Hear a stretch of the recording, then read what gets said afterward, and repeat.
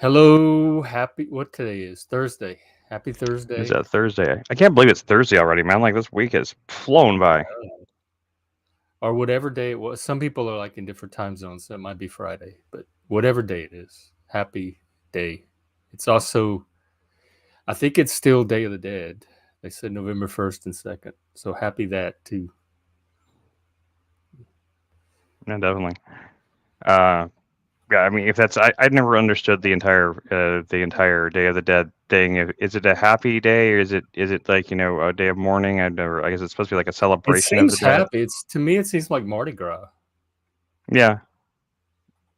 I did see what I saw both of those both of the movies with Day of the Dead, the animated ones, Coco, and then what was the other one? The one I liked better too. It was called Book of the Dead or something like that, or Book of Life. The Book of Life. That's what it's called.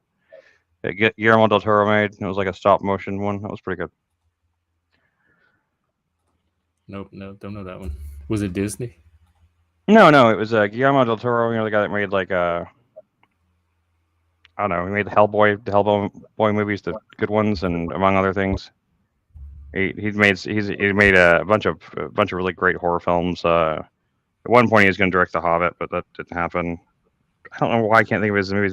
He did this movie called Kronos that I love. It's from the early Oh, I think '90s. I saw Chronos, or I'm familiar with it.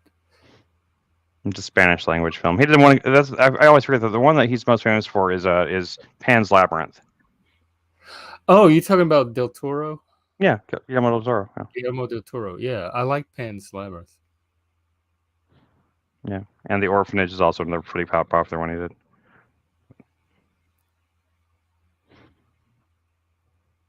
Yep, but yeah, those are both about. Those are kind of they were released like they weren't really necessarily about the holiday, but they just took place during it. So I should have probably gleaned a little more cultural like osmosis information from it about it at that point, but I don't know. It didn't it didn't register with me, I guess. Did it seem Coco. happy? Or did I the mean, day yeah, seem like there's definitely that, but then they were made for kids, so I mean, I don't know, because like I've seen video footage of like some of the parades and stuff, and it seems pretty dark. It seems like a lot of people are wearing like almost like like veils and stuff like that, like more. So maybe it is happy, and you just can't see their faces. I don't know. I mean, I've seen okay? lots of This is different what versions of it. Wikipedia says. It is portrayed as a holiday of joyful celebration rather than mourning. Okay, then. Well, there you go. I mean, I would trust Wikipedia on that for sure. I mean, there's no Probably reason. like Wait. the second lines in New Orleans. After somebody dies, they have a jazz band out in the street and everybody dances and parties. Yeah, I mean, I've always preferred the concept of a wake over a funeral myself, so I understand. I think everyone needs a way to process grief whenever there's a death of someone close to them, and there's I mean I kind of support the idea of even like doing both, like because some people probably process better with a funeral, something more dour, and some people process it better with something more upbeat, if you'd have your little funeral thing and then do a wake afterwards, like do a party instead of like a reception. I think that's a good idea, probably, to kind of try to celebrate the life, but recognize the death. I think it's a good thing to do. I think it helps build community too, and build a sense of um, just a sense of the importance of life. Like it gives make sure we keep that concept of how life is sacred, kind of thing. Maybe life isn't sacred, but I feel like it's probably better for our species if we feel that it is. You know? Well, I think it's valuable. I think it's like one of the most valuable things in the universe, human consciousness, but I also think Yeah, it's fragile and ephemeral. I agree with that too. I'm saying from a community perspective, for communities to form and bond and stay strong. I think that it's important to keep that concept of life being somewhat sacred there, as opposed to it being considered like just disposable. I think that you end up with a lot of negative. I'm talking more from a pragmatic perspective, kind of the same way we talk about religion and stuff like that. How religion is not necessarily something we believe in per se, but it is nonetheless a something that does seem to hold a lot of valuable. It has a valuable social value to it that helps bond people and keep them, keep things like going the right way. I guess I don't know. I'm losing my words right now, but Can you plan for that, or are people going to have their individual reaction to death and the value of life, or can you engineer it? I don't know. It's a good question. Can you plan for? I mean, I think generally people usually abide by whatever the wishes of the person that died were. So if the person wishes to have a funeral or be cremated or have a wake or whatever it is, or have no thing at all, people usually abide by those wishes. I personally, I don't really, I I don't really care like one way or another. I would say like if I died, I'd say like do a wake, do something like that. But if people feel like they're sad, they want to have a funeral, I'm dead. I don't know, it's Yeah, not I'm going to not offend gonna me care any. either. Yeah, I'm not going to care either way. So I would say that it seems more mentally, from mental health perspective. I think it's probably more mentally healthy to remember and celebrate the life of the person that you loved. But if you feel like mourning in a different way, then let them mourn how they feel like they need to mourn. I don't think it needs to be like enforced or like and it doesn't need to be like there's one way to do it and only one way. I just think I think it probably seems a little more healthy to see it in a not necessarily to celebrate. I think it's a little weird to celebrate the life, but to recognize the death. I think it's important. I mean, everything ends, so yeah. Same way we celebrate births too. So with birthdays. So, Yeah, I guess. I mean, I know everybody's gonna have a different like experience and stance on that. yeah, and I think that's fine. I mean, I don't think there's any I don't think it has to be 100%. Like, I don't think everybody needs to agree on it. That's what I'm saying. I think everyone should have the right to mourn or process that in the way that they feel they should. Like, but I mean, I think it's if we have cultural norms or something like that. I think that when I see the cultures like in Ireland, it's much more common to have the wake. Like a big drinking party where everybody gets drunk and everything like that. I think there's something that seems more healthy to me, but it may not seem more healthy to somebody else. Somebody else might see that and think that it's disrespectful or whatever. I mean, let people feel how they feel about this sort of thing. And death is a hard thing. Is a hard thing for most people to deal with. So I think they should be able to figure that out for themselves. I think you keep getting this like pop up message. It won't go away. It keeps telling me like I have a software update for this headset I'm using, and every time I click on it, it does nothing, but it just keeps doing the pop up over and over again. I don't know what the heck is wrong with it. It's like getting in the way of the screen, though. I can't see. I'm gonna plug this thing in, see if it needs to update. I might go. The mic might go updates. So see, because it's annoying the crap out of me. Just wanted to stop.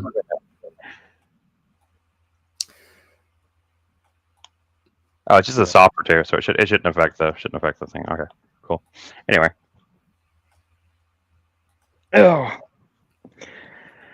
Yeah, I've just been. The only thing I've been up to is I've been steadily trying to throw stuff up on this Poshmark thing. I made a couple small sales, so I've got a little bit of extra cash this month so far. I got like $50 extra. Oh, good. And trying to put some more stuff up that hopefully I can just if I can just right now we're short like about $200 right now on getting the electric bill paid in the next 7 days. So as long as I can get to that amount, we'll be all good. Of course, I mean it'd be good to have some money to live on outside of that, but we'll figure that out later. I'm sure pet sales will keep coming. Just gotta keep on it. I've been feeling. I really am feeling so much better. I had this like kind of fear that I would get back my medications and everything, and like nothing would change. But I'm so thankful to be wrong because getting back on my meds, it's been kind of a roller coaster for a few days. But I'm already starting to feel so much better. I feel more like myself. I feel like I feel a lot more confident in myself again. I don't feel nearly as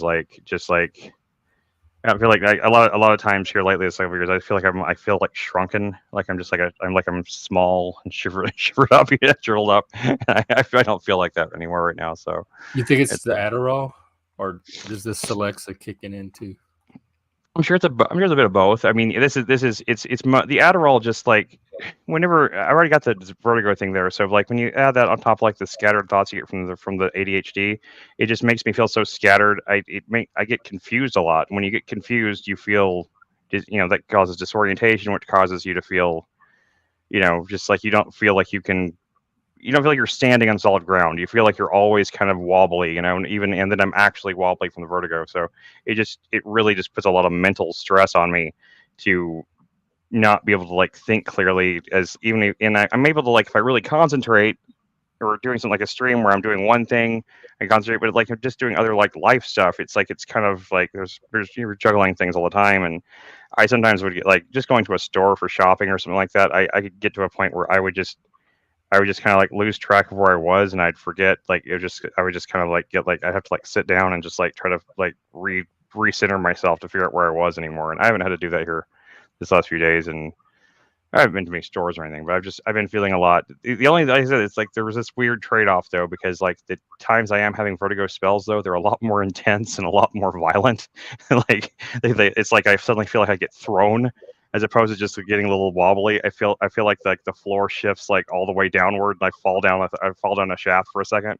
So that part I'm just praying that'll even out. That could be a number of things, the blood pressure medication, other things, but I feel happier though, and that's the more important one. My emotional well-being is 10 times better. I don't feel nearly as like beat down and depressed as I have been feeling lately. I think you can even kind of see it in my face. I think I see myself on the camera and I feel like I look happier than I normally feel like I do. So I didn't realize you were feeling beat down and depressed.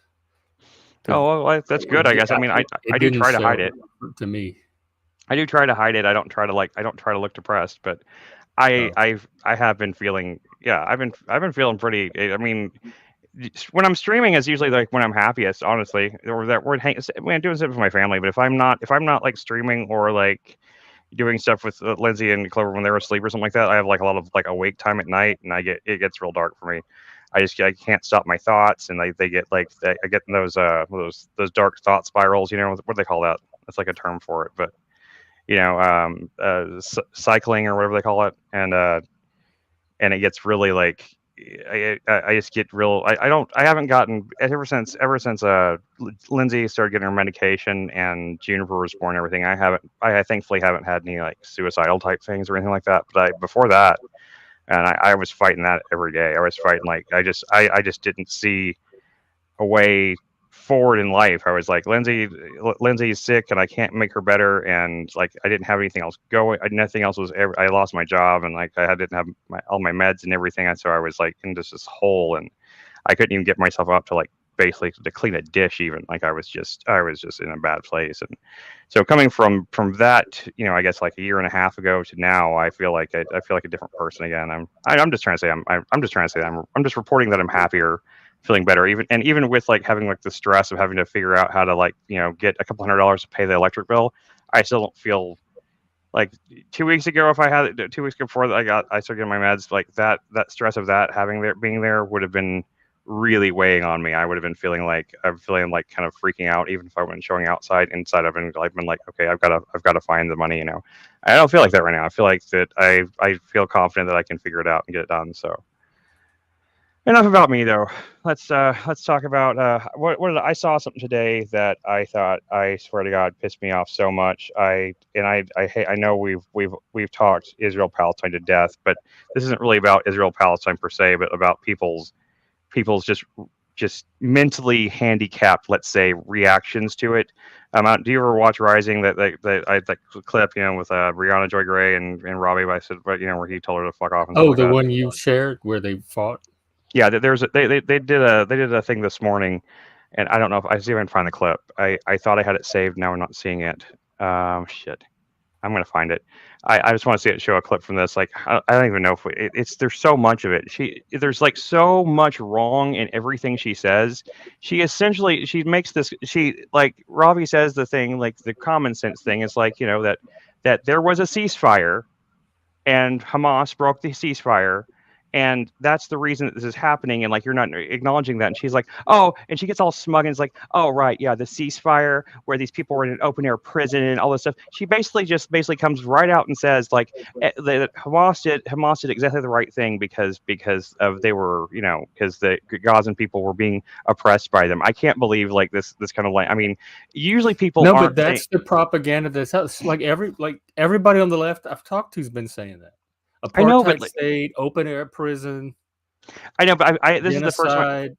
is the first time I think I've seen I've seen it someone on the left say it so blatantly and like without even trying to carefully couch the language in any way that makes them sound Oh, compassionate. I've been hearing that even on this stream. I've been hearing them say that blatantly. I don't know. Maybe it's just because I hate Brianna Now she Jones is Gray that annoying. much. I will give you that. If she said it, she could say it in a way that's way more annoying than anybody we've heard so far. Ugh. I just like this. It just like made my blood well because Ravi is honestly he's pretty much he's a libertarian, but he's a very like centrist libertarian, and he basically has the same viewpoint that basically we do. He's like, yes, it's an atrocity, it's terrible. He wishes that no one would honestly, that no innocent people clearly should.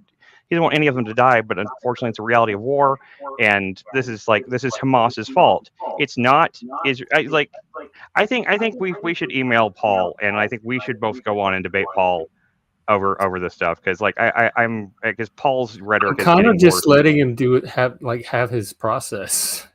I don't know why he's so fixated on I don't know this because as a like right wing Israel government issue instead of a Hamas Muslim terrorism issue.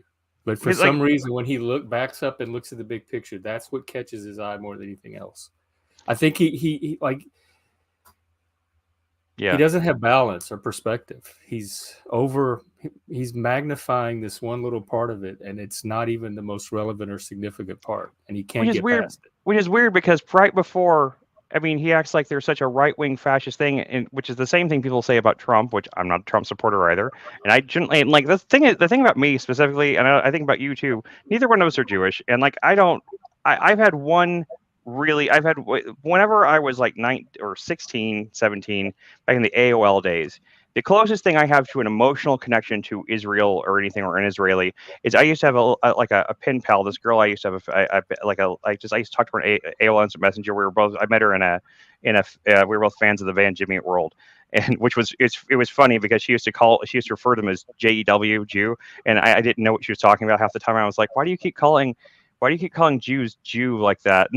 And she was like, no, Jimmy Eat World, and so that's how I met this girl, and like I mean, it wasn't like I wasn't like we weren't online dating or anything like that. It was just a friend of mine that just somebody I talked to online every now and then.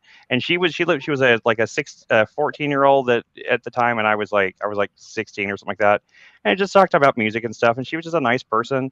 And she told me all about what it was like living in Israel and how much she loved her life there, but she was scared about going. She had to start her military service at 16 and all that stuff like that. And pretty much, I mean, I hope I hope she ended up going on. I never knew her beyond her screen name, but I do hope that she went on and lived a full life. But I basically talked to her those next 2 years on and off until she went and did her military service, which at the time we're still dial-up internet. Like it wasn't like there was no cell phones or anything, so she didn't have access to internet after that point.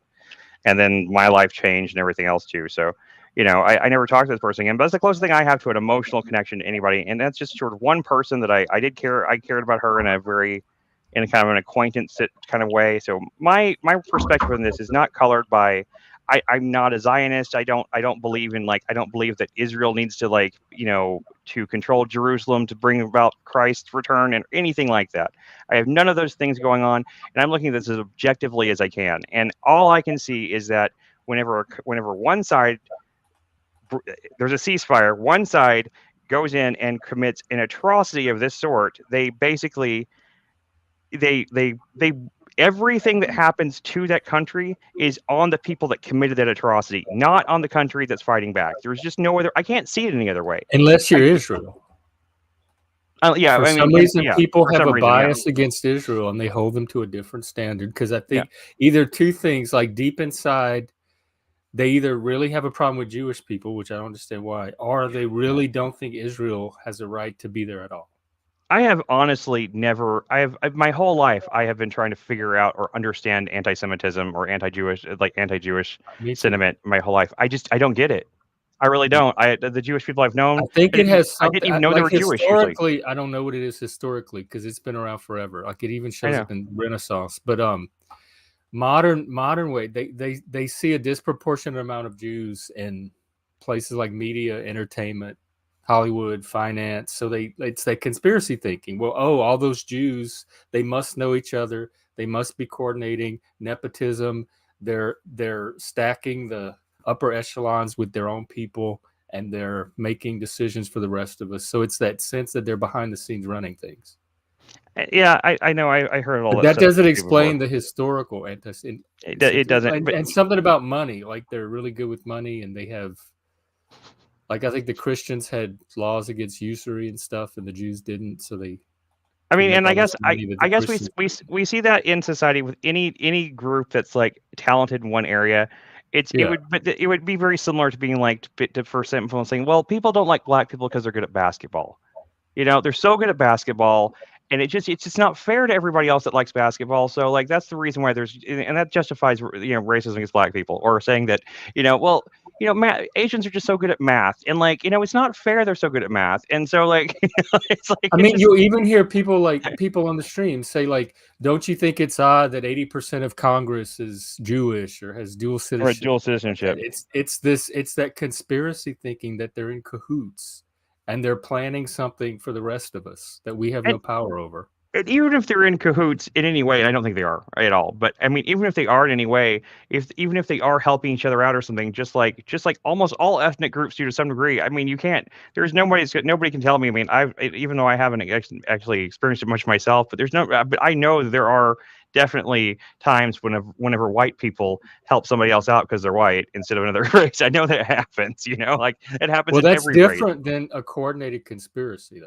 which Yeah, I is know. what I mean, some of them think. well, I'm not claiming there's a coordinating. I'm just saying, but like I'm saying, if there's any such sort of cahoots, it's just because like maybe like they're helping out their other Jewish brethren or something like that, the same way a black person would or a white person would or anybody.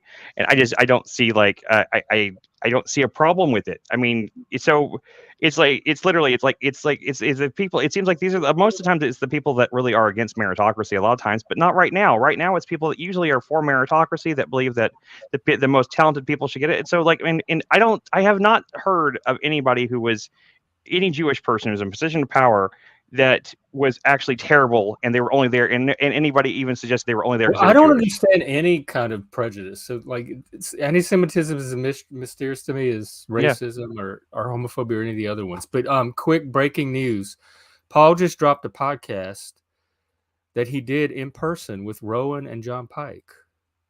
Okay. On Israel. All right. With Rowan and John Pike. I'll put the link. So John was in Dallas and he didn't talk. He didn't. That's what I'm saying. Like they apparently just met in Dallas at that same studio that he did JJ McCullough with.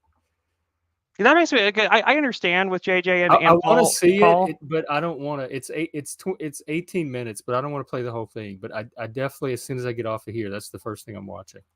Yeah, definitely. I'm going to talk about it tomorrow. I'm going to message John right now and be like, you motherfucker, you didn't even like tell me, like you knew I lived here and you didn't even like say I could have just like you didn't say it. Well, go start some drama. Have him come on and explain himself. Yeah, that's what I'm gonna do. I'm messaging him on Discord right now. I'm gonna say like, what the hell, man? Like, why are you why are you gonna play me like that? You know I'm here in town. Like Paul won't meet up with me because he thinks like it's like gonna be like weird or something because I don't know, because I guess he thinks I'm a super fan. I'm going to stalk him or something. You don't know what Paul thinks or why he won't meet up with you. No, I don't. I was just making a joke. Oh, okay. I wasn't really saying that he thinks that I'm a stalker. I was just making a joke. But anyway.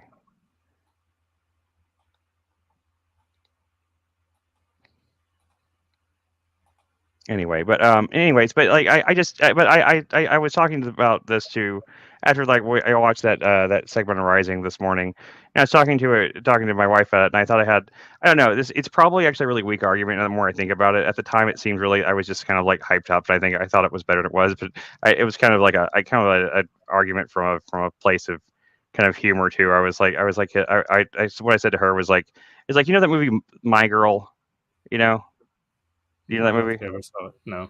Got Macaulay Culkin in it. It's and the girl that played. I promise you, it's not a movie I would have seen. Yeah, it's a famous movie from the early '90s, maybe late '80s. And like the whole crux of the movie, it's Macaulay Culkin's character is like this kid with a bunch of allergies, and he makes friends with this girl. And then basically the movie ends whenever he gets stung to bees by death. He's stung to bees to death. And that's the end of the movie. And that's seriously, that's the whole movie. It's like they're friends, and then he gets stung by bees until he dies. it's very weird that it was a hit. I No, don't know. definitely see it. It's kind of funny, but at the same time, that the same year or so, like Culkin also did a movie called The Good Son, where he was like this evil kid. And I was thinking, like, okay, so if like you take like the Culkin kid from The Good Son, who is like this like evil malevolent child, and let's say like the evil malevolent child, instead of just getting Was that the accidentally, one where it was like he was like a little omen kid? yeah, it was like that, Okay, yeah. yeah, I did see that one. Even though there was no like demonic possession or anything, it was just like he was just Yeah, bad. He was just a bad yeah. kid, he just did bad things. I'm just saying, so like, if a kid gets like stung to death by bees by accident because he falls, that's a tragedy, right? But let's say that this kid and a bunch of their kids are playing. There's a whole bunch of kids playing, and there's a beehive, and it's away from everybody. It's in a safe distance. But that one kid, this malevolent kid, he just for some reason he just really wants to kill his bees for some reason, and he does. He goes over and he punches the beehive. He knocks it down. He stomps on it. He sets it on fire. But the bees like swarm as they do, and they end up stinging him to death. And they also sting to death many of these other children that are playing in the area. Whose fault is that? Is that the bees' fault? Is that the bees' fault for defending their hive for reacting to that, or is that the fault of the kid that went and attacked the beehive? See, like that's how I see it. It's like Hamas is like this, like is Hamas and like their thing, like they are the ones responsible for all of the deaths in Gaza because they stirred up the beehive. They stirred up the dangerous thing. It's not if like one person, there's a whole bunch of people and one person goes over and antagonizes a bear until the bear comes out and kills all these people. It's not the fault of the bear. The bear is doing what the bear is going to do. It's protecting But when you're den or talking whatever. about humans, though, the only thing you could really use in that analogy is different levels of civilization. Bronze Age versus modern Enlightenment, liberalism, or democracy. I'm just talking about cause But and they effect. share the same nature. They both share human nature. Bees and kids don't. I know. I'm just talking about cause and effect, though. I'm saying like if someone, regardless of the fact if they're surrounded by innocence or not, if there's one malevolent person in that group that causes something, that does something to something else, that causes a reaction that kills a whole bunch of other people. Let's put it the concept of a bomb. Let's say like there's a whole bunch of people and there's a bomb somewhere nearby, and one person decides to go over and fuck with it and causes the bomb to blow up and kills everybody else in that room. Then is that the bomb's fault? Are we going to blame the bomb for exploding? The bomb did what happens when you mess with the bomb. The innocent people that were killed, are the fault of the person that fucked with the bomb in the first place. That's my argument. It's like trying to constantly like say that that Israel has some sort of responsibility to respond, and also that's just not how war works. Like they're saying that I expect a proportionate response. What does that mean? So basically, 1,400 people were killed by Hamas. So Israel's allowed to kill exactly 1,400 people. Is that what we're saying? That they're allowed to kill exactly that many? Because that doesn't even make sense from a warfare perspective. If you're in war, then and someone attacks you out of nowhere and it's unprovoked, the only really logical thing to do is to respond with as much force as possible to discourage that kind of thing from happening again. If you just respond in kind with the same exact thing, you're just like trying to play, make even Stevens or whatever. Like it's just not how war works, and it wouldn't be effective. It wouldn't be effective at preventing further war. Like the only way, if someone has the stated purpose of exterminating your entire genetic population, and they make good on that threat, and then you go and you attack back to try to stop that from happening again. I just don't. I mean, it's getting to the point where I was kind of over it, but now like I'm starting to hear this more, and I kind of thought that people were starting to calm People down have been about the. saying from the beginning, even on this stream, that I was the know, narrative. Like I I know, spent days and days of streaming pushing back against that narrative. I know. So it's not new to me. But you were, hey Juniper, I like her shirt. Yeah, we got this from the thrift store earlier for $1. It's cute, huh? But You were going to show that clip. Did you find it? yeah, it's so long. I don't want to. I'm not sure exactly where Just the find the whole part that you wanted the to talk whole about. thing is bad. Let's see here. If I can get to the part where I can just find a place where they're looking yeah, okay. Just like halfway through they start getting angry. Let's see here.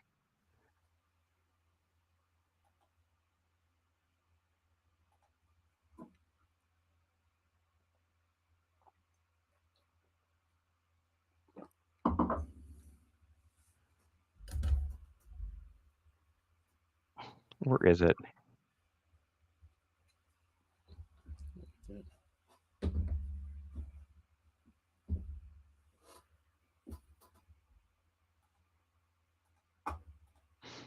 I'm just gonna share my screen here, and we'll look for it while we're on screen.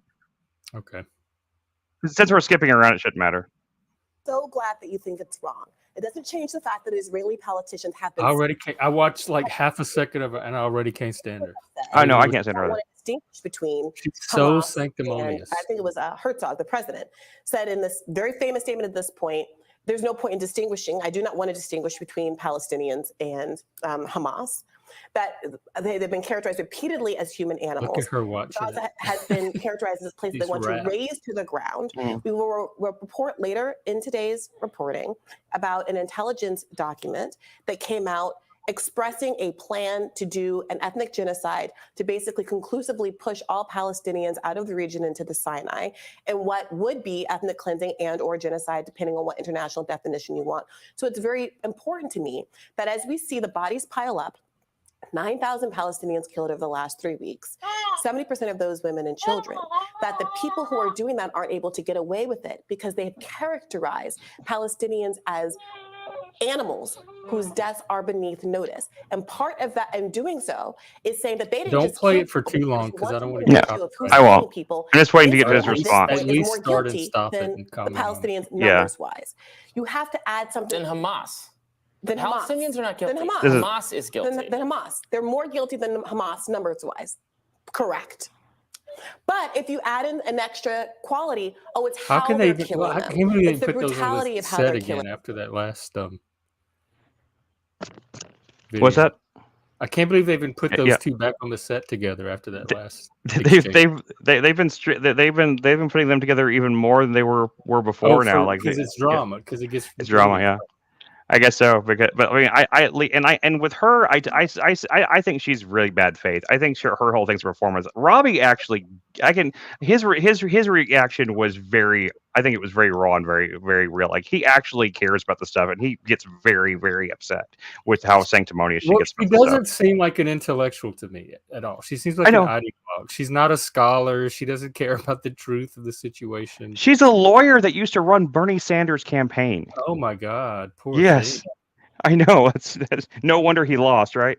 That's all I can think is like no wonder Bernie didn't really have a chance whenever you got someone like this running her campaign.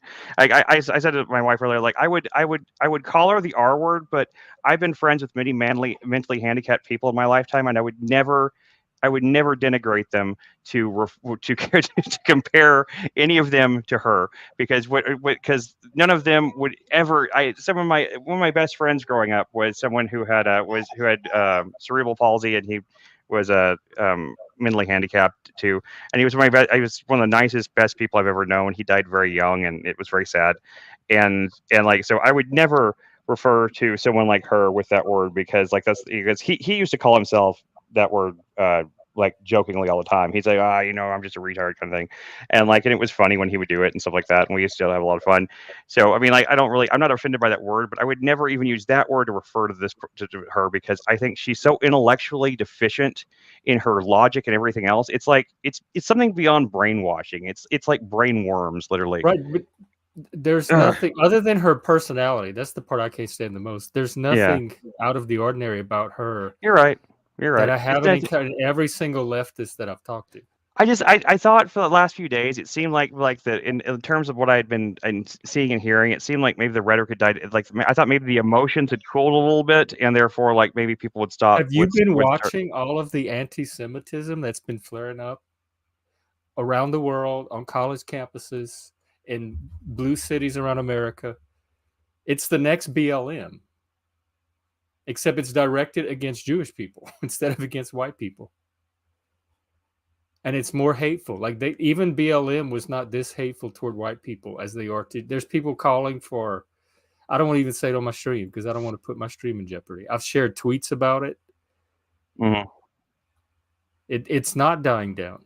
This is people worry about and I tell them all the time, I'm not worried about it, that homophobia could flare up. There could be a backlash against gays. And I'm like, no, people have moved on. We've made progress. Even Republicans, even religious people. But then I look at this, and anti-Semitism seems like it's back in the World War II days. And so it makes me think that any of these phobias could flare up at any time with the right stimulus or catalyst. And I really, yeah, it's coming from the left. Of course, I mean, all of, let's face it, scream Nazi, Nazi, Nazi for years and years and years are the ones that are driving the current World War II levels of anti-Semitism. What's the old play yard taunt? He who smells it.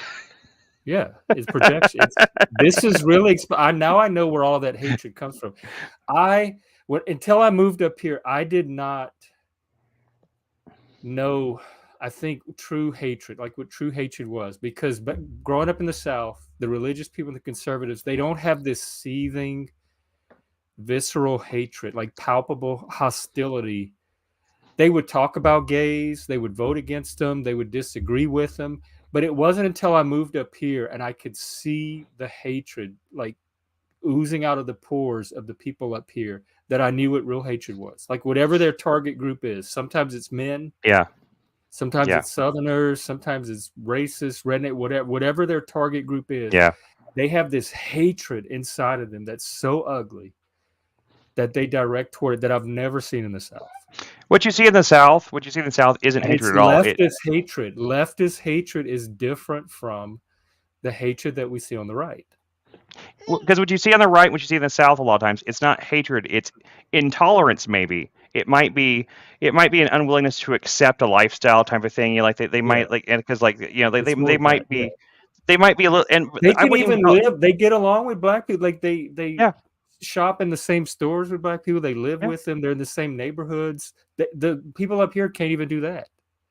Oh yeah, like seriously, like in like, I mean, my entire life in the South, growing up in the South, I had no shortage of. I mean, I definitely had quite a few white friends too.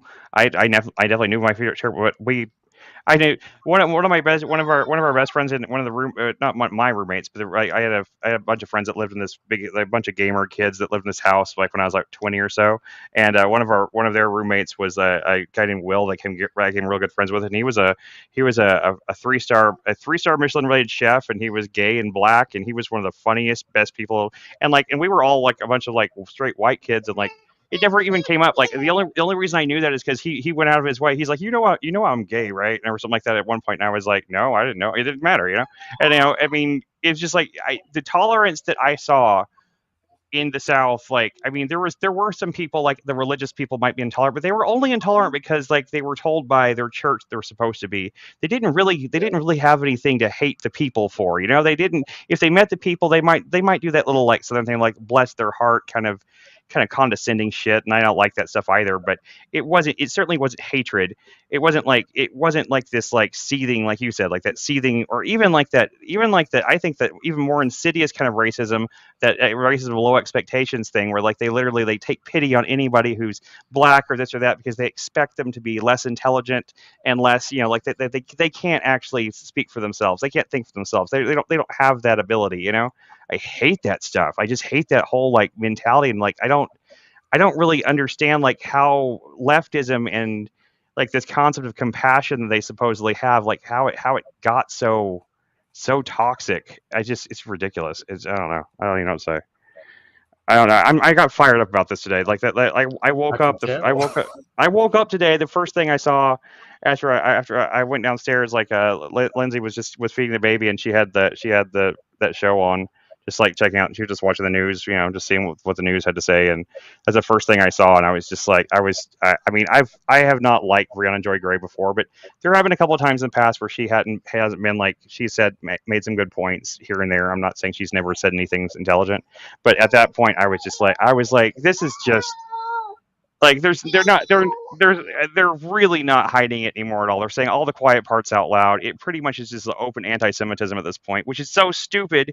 It's just as stupid as being racist against black people or gay people or anything else. I mean, it's just as stupid, if not, especially when it comes to like, it's like white on white crime at this point. It's like most Jewish people are mostly white anyway. So it's like you hate them just because like they have a religious affiliate. I mean, what is your deal? I just don't know. I really like to meet a truly anti-Semitic person that like admits to it, and I would like to like talk to them and really find out, like, tell me what it is about a specific Jewish person. What do you dislike about them? What is it that you have a problem with? Like, where did it come from? Where did it start? Did a Jewish person hurt you when you were young? I mean, what happened? No, it's the kind of hatred that's taught, just like racism and homophobia. I know, but a toddler would not know a Jewish person from any other person. I didn't know a Jewish person from any other person until I had a therapist when I was 19 that told me he was Jewish, and I didn't even know. And like, and after I knew that, I was like, oh, he does look like that kind of stereotypical New York Jew thing you see on TV and shows. But I didn't even know he mentioned that he used to love Bob Dylan. He's like, well, he said, I'm sorry, I play Bob Dylan all the time because you know how us Jewish people are. And I was like, no, I don't know that. I did not know that was a Jewish thing. But that was the first person I met that was explicitly Jewish. I might have met other Jewish people or people that were Jewish in heritage in my lifetime. I didn't know it. Except for like the Israeli girl, but I didn't really. That was later on. That's around the same time, I guess. But I didn't know her in person. That was just someone online. So like, I'm so confused at this point at like how we're getting here. It's like, I mean, I know that it's like I think it started probably just from like this place of where they wanted to. I'm gonna change her diaper, so I'll put the camera off for a second. I think maybe some people just want so badly to virtue signal for the compassion thing. Maybe it's the anti-imperialist thing. Maybe it's a number of things, but at this point, it's gotten into all the people. It's gotten to be. Like Paul and all the other people, and all these people are just like, I just don't. And I haven't. Paul is usually so good with his arguments. I haven't heard him make a good one about this. Well, speaking of, they just posted something in the Discord that I won't read, but it's exactly what we're talking about. Well, if they're online, tell them that we're streaming right now. Tell them to come online right now and argue with. Paul's not going to come on. It's. Just go look at the Discord. It's under general discussion. I'm not going to read anything from the Discord because it's a private Discord. Oh, it's a private. Okay. All right. Let me see. So yeah, we were doing pretty good. We didn't have like Israel conversation in here for like 2 or 3 days, and I was. Yeah, I'm sorry about that. I broke that, but no, it's not, no, I'm not saying you. I'm saying like even the people in the other groups are talking about it too. It's just in the air today.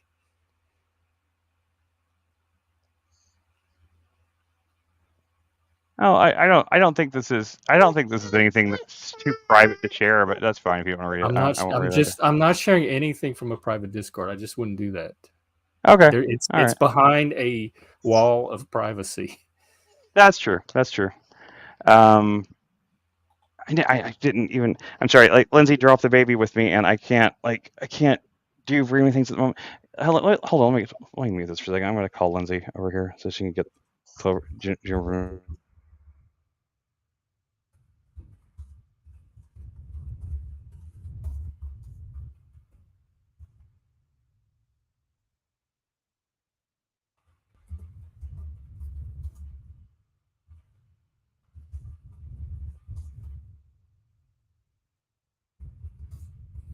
This is never mind.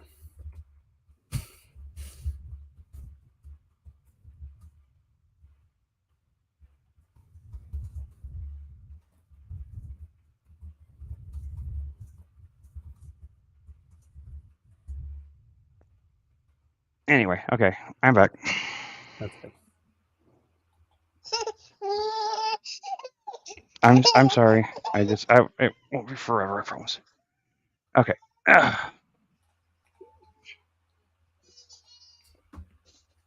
Well, we can talk about something else. Yeah, no, I said real quick. I was finishing my message to John because I forgot to finish it earlier because I got distracted. But yeah.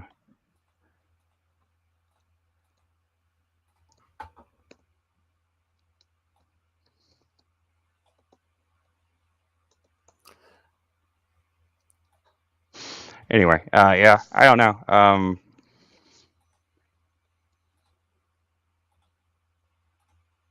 I don't have anything going on in my life. So I have nothing to talk about. Nothing has happened since yesterday, I guess. No, I mean there was the streaming drama, but I'm kind of I'm getting over that. I'm not going. I'm avoiding the streams now that feature Tommy front and center as a guest for hours and hours and hours. He was on one of the streams this morning, 2 of them actually, and he had his camera on, so he was just like himself, and he looks exactly like I expected. And he was. I don't want to say too much about him on here. You can go watch the streams yourself, but he's just, I don't see the draw. I just don't. I don't see why people give him the platform that they do. And he's like all the streams that I normally enjoy going on, he's on so much. That's his whole life. He just stays at home and stream. Like I do too, but I do other things and I try to do constructive things. And so I'm finding less and less streams that I can enjoy because of the trolls that they have on. There's some drama with Tommy and some other people, and it's there's never not drama, it seems. Oh yeah, that's definitely a big mark of. I mean, that's if you feed them just it's become like that, like you know, it's otherwise they don't feed the trolls because, like, I mean, it's like what's the, is it cats or whatever it is, like, you know, if you feed them just a couple of times, they'll never stop showing up. Don't feed the strays. I don't know why they keep feeding. I don't know why. If I was having a party or even like a little small get together, none of these people would get invited to my house. I would not want a single one of them in my house around my friends. Yeah, exactly. Yeah, like it, you know, you let them. I mean, I understand like the overall, like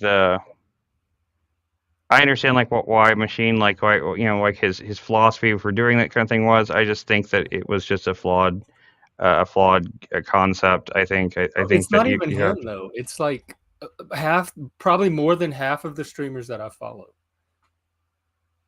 Wow, I don't follow that many streamers, I guess. I follow like a few, the panel, the one we were going to make the website for and feature the street. It's like about half of them that would have been on that website. I don't know. I mean, I pretty much just follow the people. The only people I really follow are the people that come on our show and Machine, and yeah, I talk to Jack and Machine, and you know, Adaptable is a really nice guy. I've never seen, he's not doing streaming or anything like that. I talk to him every now and then. I don't really have any, like, you know, I follow Rowan, and I watch some of his videos sometimes, and some of the stuff is okay. I don't know, like I mean, a lot of times if I'm not trying to, like, if I'm just trying to chill out or whatever and like not think about anything too like heavy or something, a lot of times I watch like dumb stuff like cooking shows and stuff like that. I watch a lot of shows about cooking or I don't know. I watch sometimes I put on like you know, like nostalgic video game like stuff, like, or like just talk about old video games, like I don't really play video games anymore, but like it just gives me like a hit of nostalgia, I guess, or something. I have like weird viewing habits, and when it's not this stuff, but then I try to keep up with all the people I actually care about. But like, I don't know, I need to branch out and start finding some of their streams to follow, just to like to find some ones that I'm maybe trying to like branch down. I branched out too much. I'm in territories that I don't enjoy the people that they're attracting. Yeah, I mean, it pretty much Machine stream is about as far as I want to go into that territory. Like I wouldn't touch Chalk Body Outline, Totally Roll Earth. I don't know. Even like you said it was his was Flow State. You said his streams were pretty good though. They're pretty good people there. Yeah, when people like Tommy are not on them. But if Tommy's part of it, discussion. I'm a philosophy geek. I was wanting to talk to the people that like to get in depth on issues and approach them real intellectually and rationally at really deep levels, like John, Anton, Paul, Rowan, even like those people. And that's not what's on these other streams. Yeah, definitely not. The people that generally we've been very lucky with, people coming on our streams. I think the closest thing we have anybody that's like really trolly is probably Hank every now and then. I love Hank, but his commentary can be a little. Well, Hank is a troll. He's openly a troll. He's a Discordian. Yeah, so I mean, like, but beyond him, we've been pretty lucky to have like. But of course, we're also very open to the fact that we are not going to let you on if you're right. So, like, really, what I'm talking about is not really any of our guests. It's Yeah. the circles adjacent to those guests. Yeah, I mean, I think Machine's starting to figure that out too. It seems like he's getting a little bit less tolerant of it. I hope he is anyway, just for the sake of his stream, because I feel like streams like that they gain followers really quickly, and then when people get bored of that drama, they just drop off, and then the stream goes nowhere. I feel it's not. I'm already dropping off. With you? Oh, with Machine stream? Yeah, no, it's not even Machine. It's all these other streams. Like Machine only streams twice a week. Yeah, I didn't. There's people that stream every day, and Tommy's like on for 2 or 3 hours. Oh, is he? He's on like 2 or 3 hours every day. I have no idea. I wouldn't even know that he was a streamer on his own. I would. That's how little I look into those people. Whenever they're so like, when they're so, I don't know, just repellent in general. I just. So there's another streamer streaming. This is his 3rd stream today that he's on. He's done since like 6 o'clock in the morning. He's been on stream after stream after stream, trolling. I've noticed that your subscriber count has been he's cranked up or whatever, or having a episode, and he's just out. He's on the streams like spurging and schizoing everywhere. Yeah. I people go on like those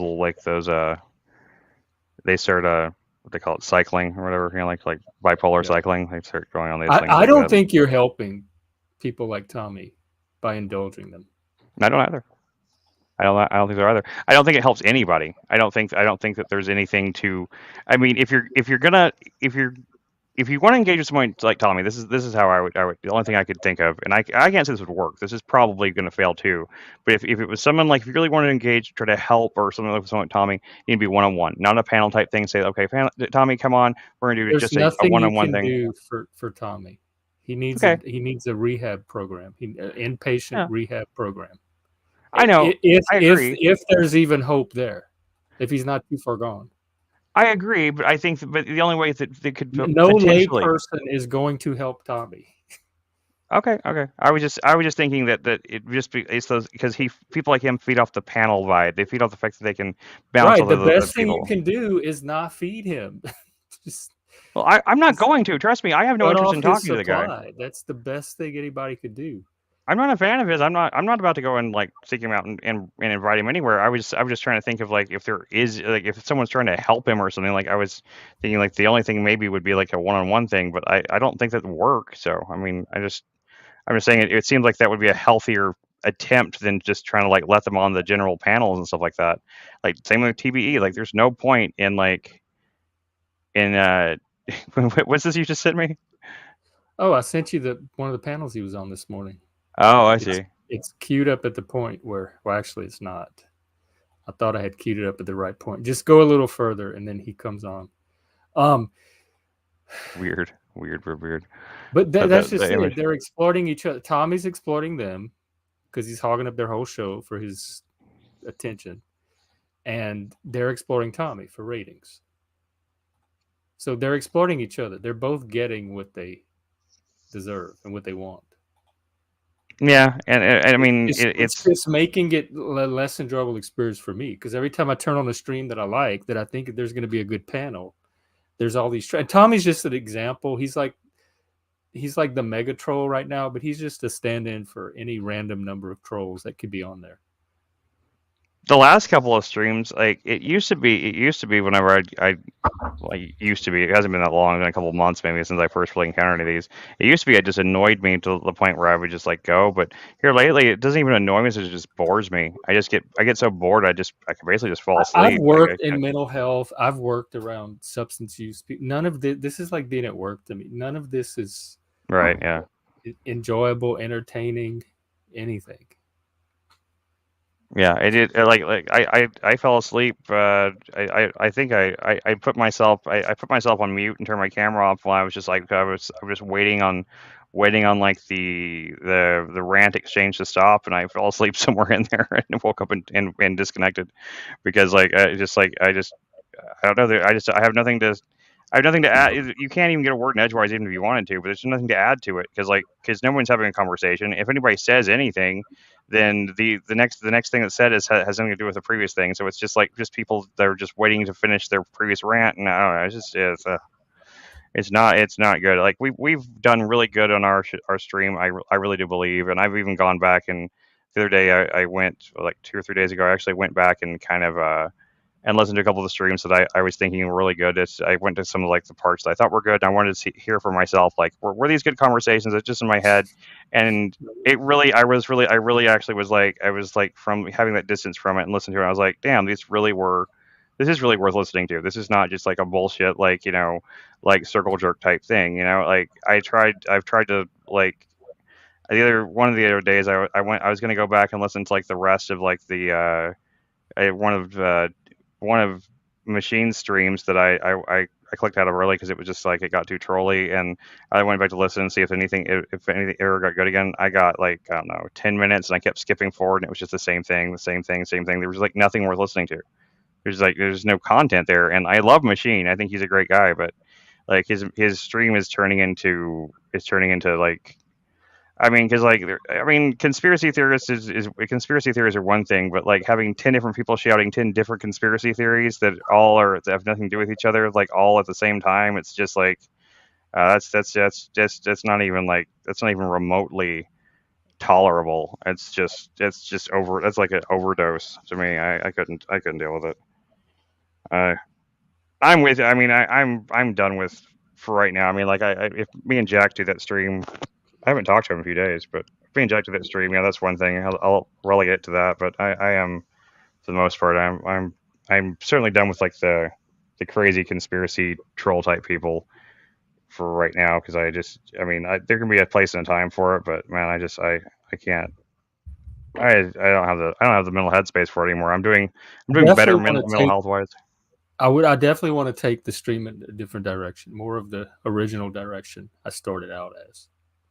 Yeah, community building and conversations. And we have intelligent conversations, yes. Which we've had a lot of that. We've had some conspiracy streams, but I was going through our streams the other day, and like there's a few of them that got that way, but for the most part, if you go back and kind of do a survey of like the last month of streams we've done, our percentage of streams about at least conversations. About community building is something we need to work on, because I'm not sure exactly how to do that through streams yet. I haven't really figured that out, but I want to do it. I just haven't. It is happening. It's just growing the stream, but it is happening.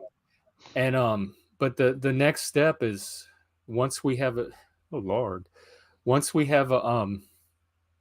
like if we grow big enough, then finding local people in your region to start forming in-person community. And then you can have a hybrid.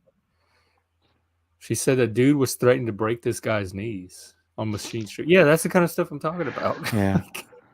Yep. Yeah. He's gonna break him right through the internet too. He's gonna swing that bat at his monitor and break his knees. It's like someone trying to shoot someone through their phone receiver. They're like, "I'm gonna shoot you." They shoot meth on the stream. They pull guns. Somebody shot meth on the stream. No, they're on meth. They're not. I'm not saying they do it live, but they're definitely doing it while they're streaming. I thought you were saying like this. Someone like was just blatantly shooting meth up in the stream. I was like, "Holy shit!" Things have. They smoke weed on the stream. They do drugs on the stream. I know. Almost nobody, even most people, don't really care about weed anymore. They openly. The alcoholics openly drink on the stream. I just don't know what that adds to the quality of the live stream. Like, are people tuning in to see a bunch of alcoholics get drunk and argue and fight? Is that a genre? That's what I wondered. The very first time I ever went on, when we went on that the Chaotic Reacts thing, And the very first thing I ever saw from Machine Lies was that clip you showed me of like, like of Total Earth like screaming at you.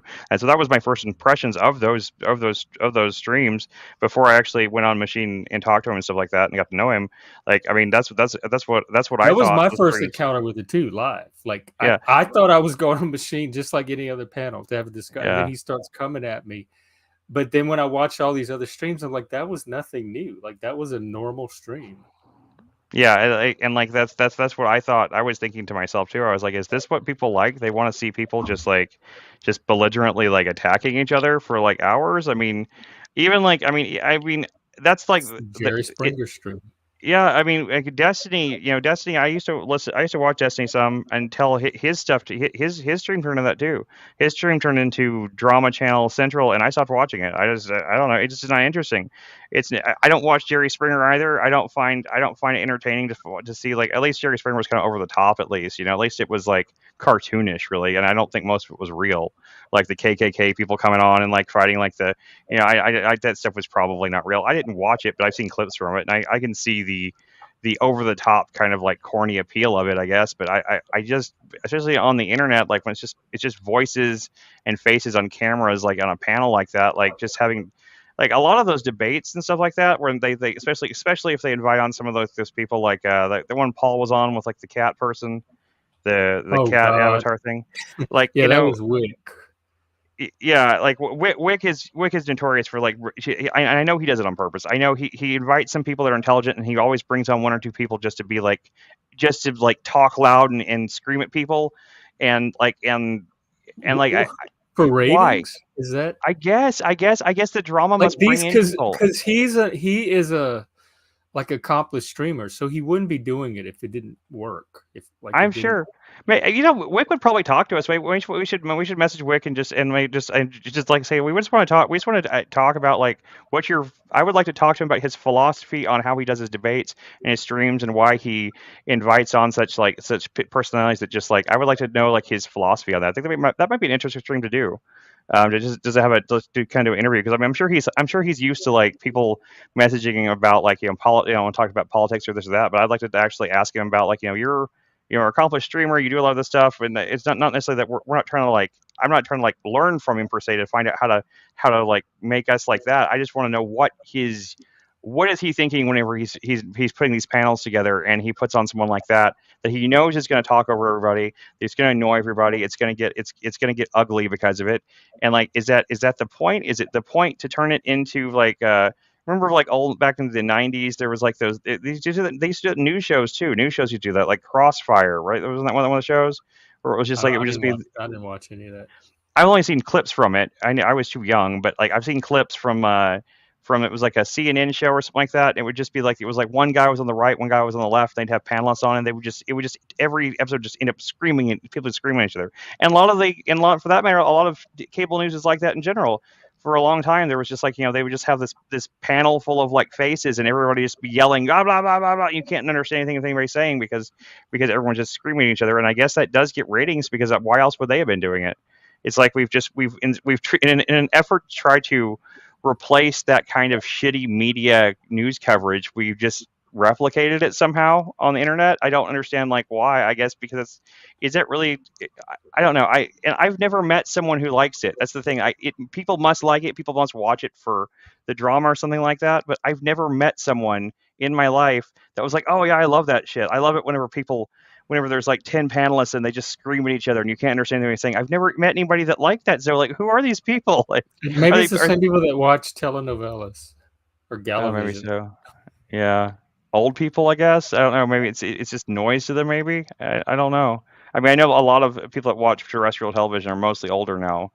Not many young people like still have cable or even one of those antenna things or anything. So, it probably is mostly skewing to an older audience if it's cable, but still like. But for YouTube, I mean, this is like the main viewers of like Twitch streams, like Gen Z, is like the number one like demographic for is like Gen Z. Is like I would think that Gen Zers wouldn't find it as appealing to see people just screaming their lungs out at each other. But maybe so. Maybe loud noises and keys jingling is what it all amounts to. I don't know. just talking about it's making me feel a little black-pilled right now. Well, we can do whatever we want with our stream, so that's all I'm Oh, of worried course, about. yeah. They can yeah, have yeah. theirs as Jerry Springer as they want. I just want to sure. do something more elevated with mine. No, yeah, absolutely. I'm with you 100% on it. I just like I wasn't. I'm not saying that we need to do that. I'm just saying that I just think it's like it just kind of makes me sad to think that that's really what the world wants. Like that's what people really want is they want. I don't think the that. world wants it. It's they only have like 60 something viewers at any given time in the I wouldn't call it the world. It's very niche. Yeah, you're right. You're right. That's very true. That's very, very true.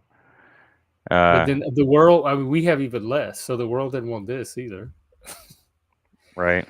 Machine does do. Okay, he doesn't do philosophy discussions because every time he tries to, the trolls come on. Right. But he does philosophy presentations. So when he doesn't have people on and it's just him talking, he gives philosophy lessons and goes through the history of philosophy rules, and that stuff is very interesting. But the minute he lets a guest on, that all stops.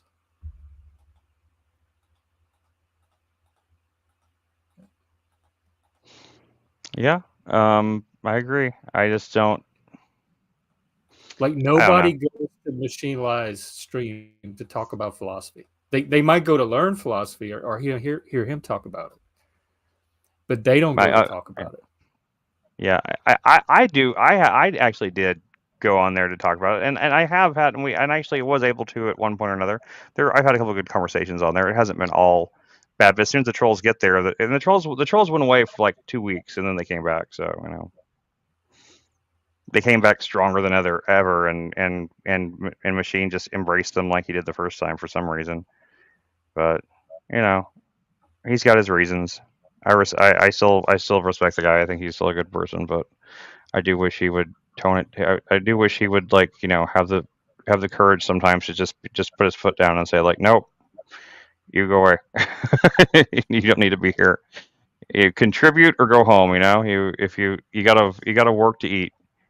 Yeah. Well, he does backstage people, but he does, yeah. But usually just so he can highlight to But I was noticing, I mean, maybe I'm wrong, but I know that you're up to 82 subscribers. That's up from I think 70 just a month ago. I mean, that's not a lot, but people are noticing a little bit more. And the way it works with streaming in general, that it's exponential. At first it's really it's a slow trickle, but then more and more once you get past 100, you get to they say you get to you'll get to 200 a lot faster, and then you'll get to 500 a lot faster, and then get 1,000 a lot faster, and so forth and so forth. So I mean, I don't want the stream to get massive or anything. I think it's a way. I think we have the potential to deliver some really interesting, intelligent conversations about when Joshua Jones comes on and gives his insight into Israel and stuff like that. Me too. And that's the people that I want to reach. So that's where I want to grow with people that's what they're looking for. Yeah, and the stream with Liberty Holmes, that was good. That was a great stream. Rowan too, like all of those people that come on, I think add something. I'm a nerd. I like intelligence and intellectualism. Where is I'm gonna message Rowan too. John's not answering, so I'm gonna see what Rowan says he's online. So I'm gonna message Rowan. Because you and Rowan can get together anytime. I know. I'm just saying, Rowan. Has Rowan rebuffed you too? I guess. Paul. I'm doing the whole thing. We could have a whole Jerry Springer episode about this. But Paul said he didn't feel right meeting any fans, any people from fans in person, but he brought Rowan on. What the hell? That's it. That ain't right. That ain't right at all. I mean, I'm not really mad about it. I'm just trying to be. I'm just being hyperbolic, but.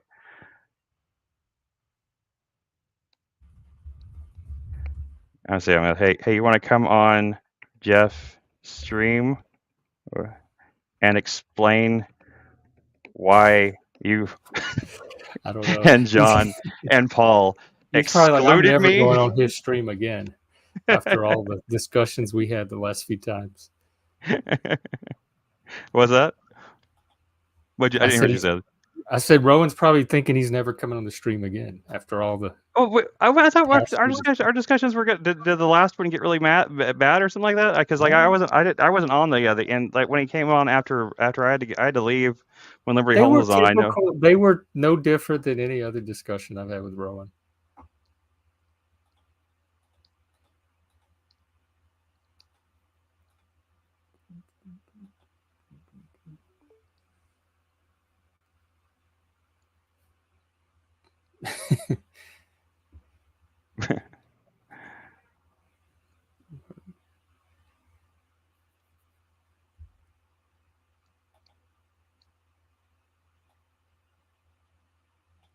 At least you have people that live near you. I can't find anybody up here.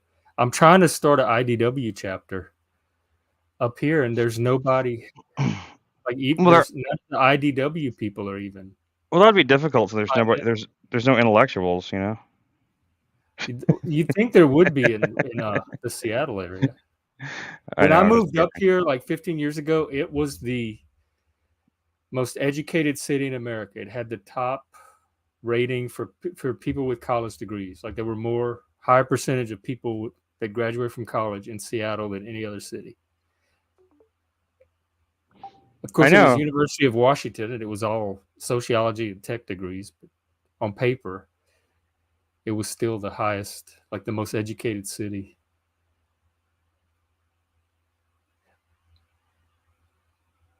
But I'm a humanities and philosophy geek, but it's old school humanities and philosophy. They don't teach the type I'm interested in schools anymore. They haven't for decades. So even like educated college people or educated graduates or even professors, it's hard for me to find the type of people that I'm looking to have discussions with.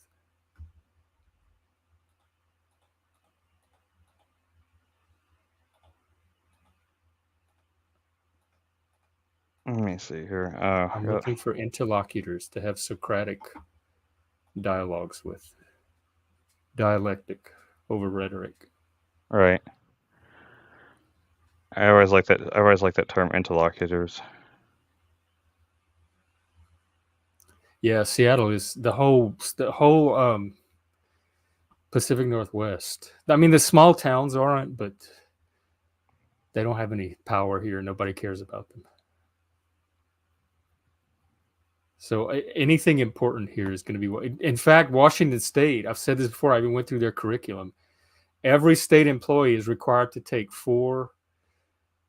It's this woke training, and it's 4 units. So it's 4 different classes, and you have to take all 4 as a state employee. And it's all about systemic racism and implicit bias and all of that. It's very woke. And to work for the state, you have to take that class. So every state employee gets indoctrinated into wokeness. I found out today that they're working on a new license where it's going to be in a few years, but all I have to do is like take this bridge training class, and then I can upgrade my current certificate to this new license, and I can start billing insurance companies and Medicare. Oh, really? But part of that is going to be part of the train, like this bridge training is going to be equity in healthcare and how, and so I'm thinking that's gonna be the woke version about how racist the healthcare system is. And like if you press the call button and you're a black person, people are going to come and wait on you less than if you're a white person. But it's going to be an online training that all you have to do is like click through and answer questions, take a test. So it's not going to be an actual person that I'm going to have to fight or argue with. So I could probably make it through that. Well, yeah, I think we'll make it through it, but it's Yes, I think you're right, Leonard. I think you're right, except that at least the education I had, part of the education was experience in having these types of discussions. But I'd say, but I've had them with people that weren't formally educated with them either. Like, coffee shop philosophy. Really, it's just, I don't even know if you have to read Plato, but it doesn't, all you have to do is read a few dialogues to get an example of the model or get inspiration for it. But I've had those type of discussions with people that's probably never read Plato either.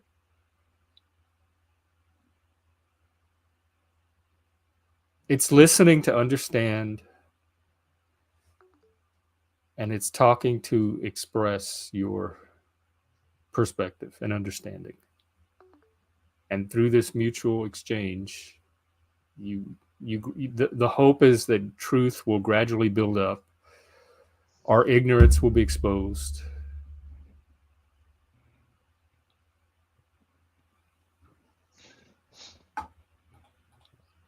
My lawyer tried to call me, I guess. What do you have a lawyer for? Oh, you're a disability lawyer. Oh, yeah, it's really not that hard. Like, I found an agency that does financial support for doing the core training for the peer counseling thing, and I sent them. It wasn't like an application. It was just like this. You just had to like fill out a form and explain your position and everything. So I sent like a 2-page thing explaining who I was and everything. So hopefully I'll get something back from them sometime soon. I don't know. I haven't heard anything yet, but we'll see. They base like if they'll basically subsidize your training fees if you qualify. I'll probably have to send them some proof of no income, which is really difficult to do, to prove that you have no income. But I've had to do it a few times now, so it can be done. Well, all I've ever had to do was sign a statement saying I had no income. Yeah, I mean that's what it used to be, but like lately, now that I don't know, ever since and especially during COVID, like you didn't even have to do that. Like it was like they just give anybody anything. But now, since they came out of the COVID like extra subsidies and stuff, they've gotten really they really cracked down on like all the stuff you have to get like things notarized and all the stuff. It's like there's a lot of freaking stuff you have to go through. Is that a Texas thing or a new trend? I don't know. I have no idea. I wouldn't know from. I wouldn't have any way of knowing. Let me see. What the heck is this? So I have a shipment coming my way, but I don't order anything. Yes, exactly. Logic, I think, is the important. Like that's the backbone of the discussion: is knowing how to follow a logical argument and present a logical argument, and that's what's hard to find. And that's one of my, I don't want to keep bringing this up, but I'm not the one that made it an issue. That's the barrier with me and conspiracy theorists, is that there's logical biases, fallacies, lack of evidence, weak premises, faulty propositions. And so when I try to apply logic to that, because I took formal logic in college, and when I try to apply logic to that, that's when all the tension and strife happens. I've been wanting to do a Plato book club for a while, like the Republic or the Symposium or any of them, really. Oh, okay. From college or from high school?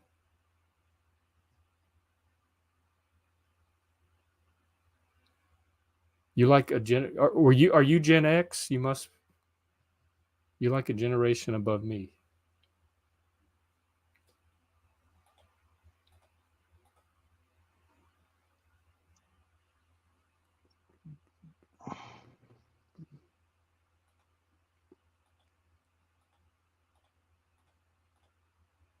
Like a lot of the discussions we have in the Discord, we used to have in the Discord, where they were perfect, but I don't think any of those people would come on stream. And I moved everything to streaming because it was easier to get people to show up. But the people that were showing up, they could actually do the philosophy, were showing up in the Discord instead of the stream. I mean, they know they can come on without showing their face, don't they? Yeah, but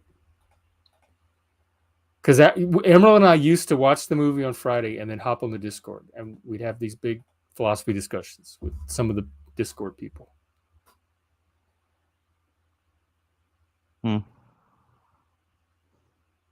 Maybe there is a way to move that to stream. Well, both John and Rowan were both online when I messaged them, and they both went offline since. So I guess that tells you everything you know there. So they saw your message and they signed off. guess it does. I made it very, and I made it very clear in the. I made it very clear in the message that I was just joking around. I was like, I'm so mad, grrr, you know, like that. And I was making like, you know, being really silly about it. So I don't think they have any reason to think I'm actually angry, but maybe they do. Or they may think I'm actually mad, but I'm not mad. I just thought it was funny. I just wanted to mess with them about something, but I hope they don't think I'm actually mad. I just don't get mad about stuff like that. I don't really care. I know that would kind of play with my head a little bit. I can see why it would. Yeah, I mean it does a little bit, I guess, but like I don't know. I'm used to being, I guess, you know, odd man out. I have been most of my life. It's not the first time I've been excluded from something. I'm not really that. It's not that big of a deal. I mean, like, I mean, I would have thought John would have wanted somebody else on his side because he's on our side of it. You know, it was Rowan and Paul both have the same viewpoint, so you would have thought John would have wanted like a compadre on the debate side, but I guess not. I guess, like, you know, Chris just isn't good enough for the Paul and John and Rowan club. And it could be a generational thing too. I mean, we're like old enough to be their dads. Yeah, but at the same time, they could easily kick my ass. So I don't think they're just kidding. Yeah, I'm probably they like maybe the kids just want to hang out with the kids. They don't want dad and his friends along. Yeah, that's true. They don't want me embarrassing them by going outside and screaming at the sky. You know, like you know, the old man yells at clouds. You know.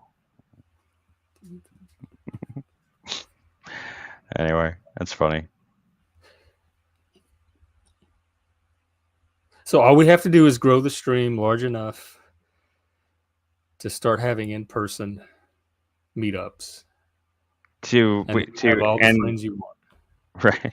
Just to grow the stream large enough so we can embarrass Paul. Yeah, we want to beat Rowan and Paul. Yeah, so we can beat them for snubbing me this one time. I mean, my whole life is all about this now. Well, if it motivates you, use it. I don't have a problem with that. I mean, if it could motivate me, I would use it. I never cared enough about that sort of thing. I think it's funny when people get really really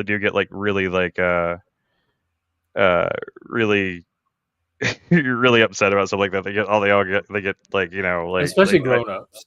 Yeah, teenagers, and they take it and they get so into it too. They're just like, I mean, I've known people that have had like years long grudges against somebody because, like, you know, they didn't get invited to a birthday party once and they were adult, you know, as an adult, and I'm just like you need to let that go. It wasn't like they probably just forgot. It's not just that one event. It's the meaning behind it.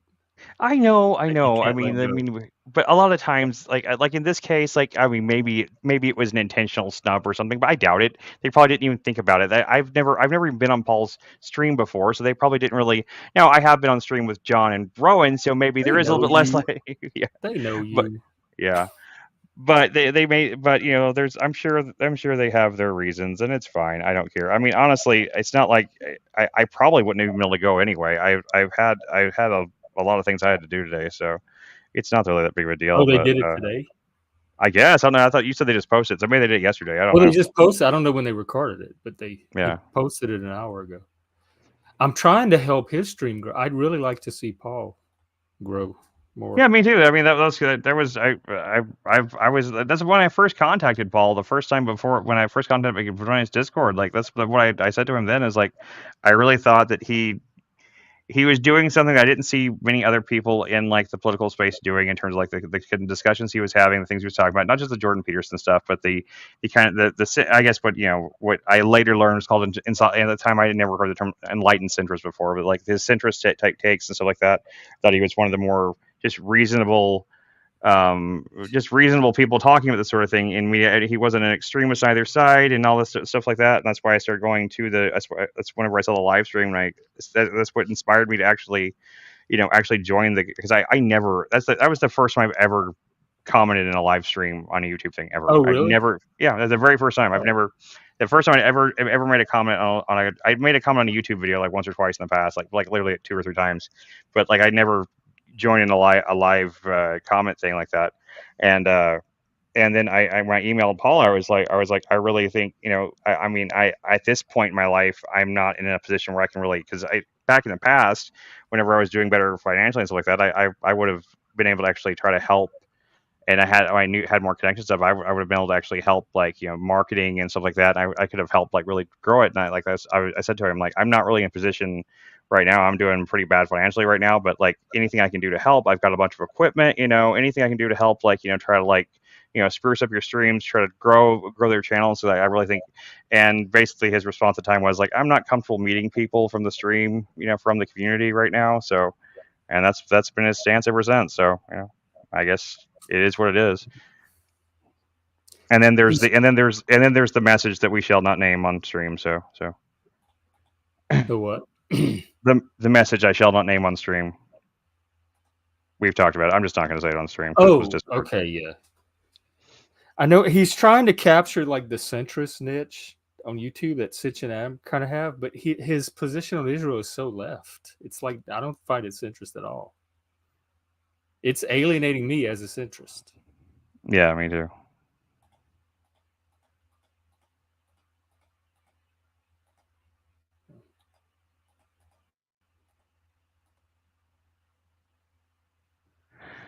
Anyway,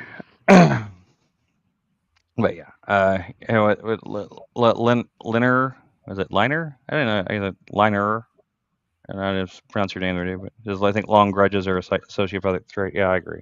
But yeah. when my wife was younger, she's grown up and gotten out of that. Was that your wife had grudges?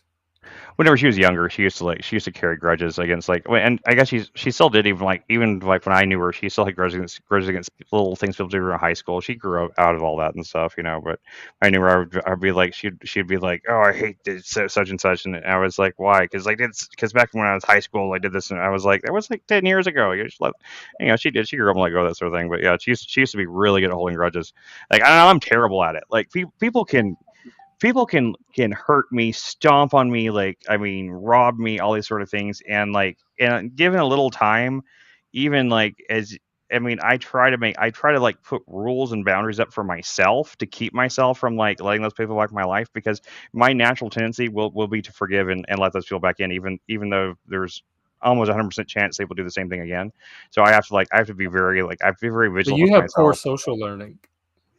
I guess I don't know. I have a very forgiving personality. I just, like, my nature is just to forgive and not to hold on to things. I just don't. I want to care about. I want to think the best about people. I want to care about people. So, but I mean, I have learned. I don't do it because I've taught myself to, like, when someone really crosses a line like that, I have to cut them out of my life entirely. They have to be more or less dead to me, and I have to, like, I have to not engage with them anymore, and it was hard for me to learn that for a long time. When I was younger, I used to, like, get burned by people a lot, and it wasn't that I didn't. I mean, I certainly understood the fact they hurt me and they did something wrong, but I didn't. It wasn't that I didn't take it seriously, but like, after enough time had passed, I thought I would always think to myself, well, they may, like, maybe they've changed this and that. It wasn't like, I'm not talking about boyfriends, girlfriend type stuff. Like, I'm talking just friends that just did things that were just shitty. People that, like, a couple of friends, like, stole something from me a couple of times and stuff like that. And like, it's a shitty thing to do, but like, there's also this part of my brain. It's like, it's just stuff, like, stuff isn't really more important than friendship, those kind of things. Than friends that steal the stuff. Exactly. No, I learned, but I'm saying this is how I used to think when I was younger. Whenever I was younger, I'm saying that was incorrect thinking that I had to learn. But I used to think to myself, like, well, like, it was just stuff, and like, I don't care about the stuff. Like, the people are who I care about the most, and like, that's how I would think. And I had to teach myself and like, I had to be kind of hard line with myself about, like, no, you don't let those people back in. You don't let that happen, because no, yeah, that doesn't sound like friends. You're right. They weren't really friends, Leonard. That's what I'm saying. That's what I had to teach myself. I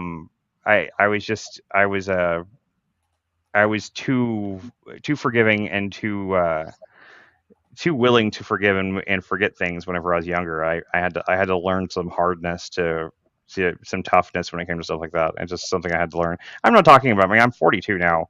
I'm talking about like when I was like, I'm talking about my teenage years, like I was 16, 17, 18, maybe up even through my mid 20s a little bit, but like less than, like a lot less than, but still like even through my mid 20s, I still occasionally would not, someone would do something and I'd forgive them a little bit too quickly, or I'd give them the benefit of the doubt a little bit too much. But I stopped doing that around like mid 20s. I learned my lesson finally, but I guess everybody learns their own pace. I should have learned sooner, but I was raised, always taught to forgive and turn the other cheek, that kind of thing. Even if people steal from you. Yeah, I mean, according to like, even that you can forgive, like, okay, they still be fine, but then to try to still be friends with them again. Yeah, no, I agree that's, and once again, I'm on your side here about this. I'm saying this is what I was taught growing up. Like it's part of like, it's a very Christian philosophy thing to say. If someone slaps you on one cheek, you should turn the other cheek and let them slap you on the other cheek, kind of thing, right? Hey, Joe. And it's like it's this very like it's if someone does something, if someone steals a shirt off your back, you should offer them your pants too, kind of thing. It's like this kind of killing kindness, trying to fight evil with kindness kind of thing. I'm not saying that I think it's wise, and I'm not saying I agree with it. I wouldn't teach my own kids this, but this is what I grew up learning from church and Sunday school and stuff like that whenever I grew up in that kind of religious environment, and I grew out of it. I'm just saying that's how oatmeal. Soup. Oh, you have a big ladle you're eating. I do. Well, welcome. Straight out of the pot. Yeah. Oh, you're eating.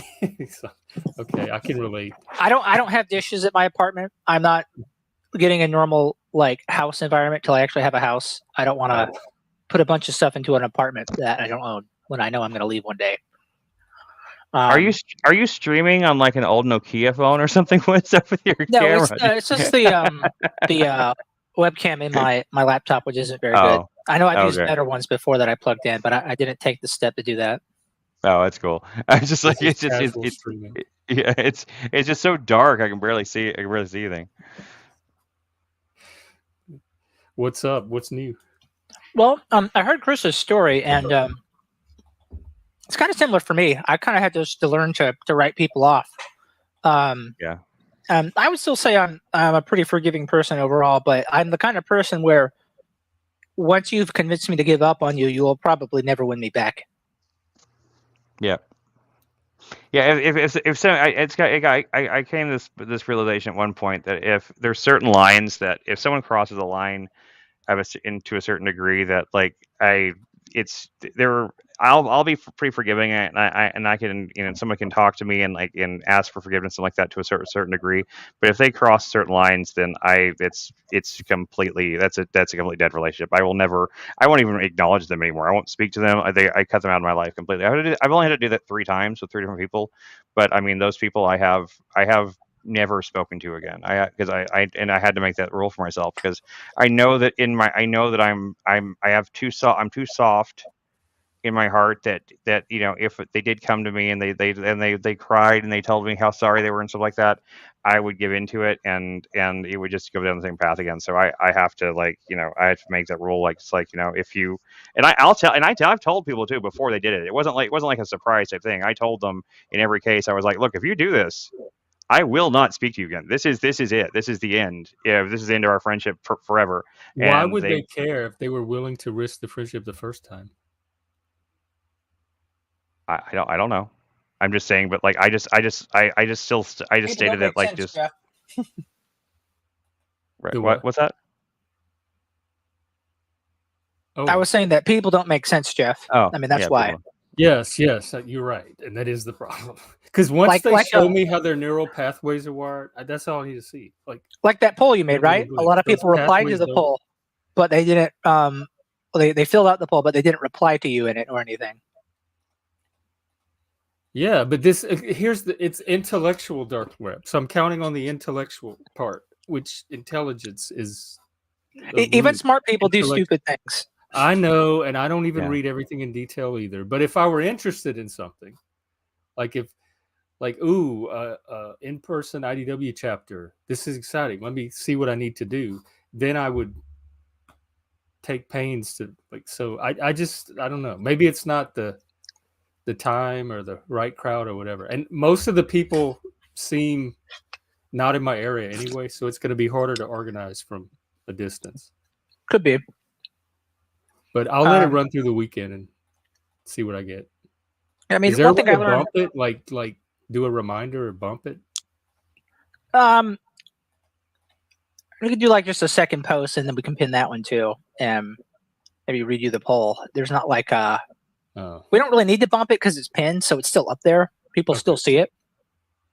But I'm wondering if it just went over people's heads that they should actually respond to you, other than just fill out the poll. But even like only 7 people responded to the poll, so even if even that's a very small number. So even if 7 people had responded, that would not have been much. Right. So I don't know. I don't like to like go against the wind. I like to catch the momentum if it's happening. And if it's not happening right now, then it's just going to be an upstream. Sometimes you just have to make the momentum. Well, I can't make momentum in other people. That's not there. But I don't know if you saw my DM, but like with a lot of stuff with the IDW, so far, it's like